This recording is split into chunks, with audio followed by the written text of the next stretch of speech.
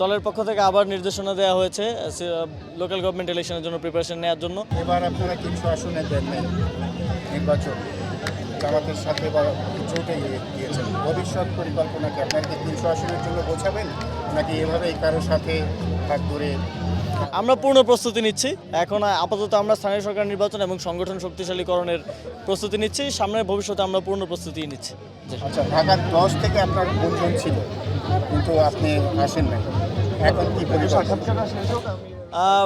দলীয় সিদ্ধান্ত এবং তখন দলের প্রয়োজনে আমি নির্বাচনে শেষ পর্যন্ত করা হয়নি। তবে দলের পক্ষ থেকে আবার নির্দেশনা দেওয়া হয়েছে লোকাল গভর্নমেন্ট ইলেকশনের জন্য প্রিপারেশন নেওয়ার জন্য, এবং সারা দেশের নেতাকর্মীদেরকেও যার যার জায়গায় প্রিপারেশন নেওয়ার জন্য বলা হয়েছে। তো সেই অনুযায়ী পরিকল্পনা করছি আর কি। যারা ক্লিন ইমেজের, তারা যাতে এনসিপিতে আসে, যারা অনেস্ট মানুষ, তাদের জন্য কি বার্তা?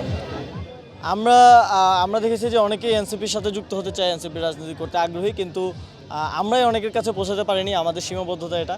আমরা এই জন্য এবার সারা দেশব্যাপী সদস্য সংগ্রহ সপ্তাহ কিংবা মাস এই ধরনের একটা কর্মসূচি রাখার বিষয়ে পরিকল্পনা করছি, এবং এর মাধ্যমেই আমরা যারা এনসিপির সাথে কাজ করতে চায় সবাইকে এই প্ল্যাটফর্মটা সাথে যুক্ত হওয়ার সুযোগটা এবং তাদের কাছে পৌঁছানোর এক ধরনের সিস্টেম ডেভেলপ করতে চাই, যাতে করে কেউ এনসিপির সাথে কাজ করতে চাচ্ছে কিন্তু পাচ্ছে না, এরকমটা যেন না হয়।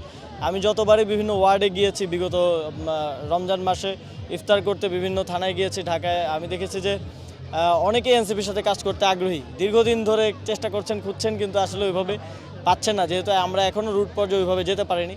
তো সেটাই আমাদের, এই চ্যালেঞ্জটাই আমাদের এখন সামনে আছে, এটা আমরা সাংগঠনিকভাবে কাটিয়ে উঠতে চাচ্ছি। ধন্যবাদ।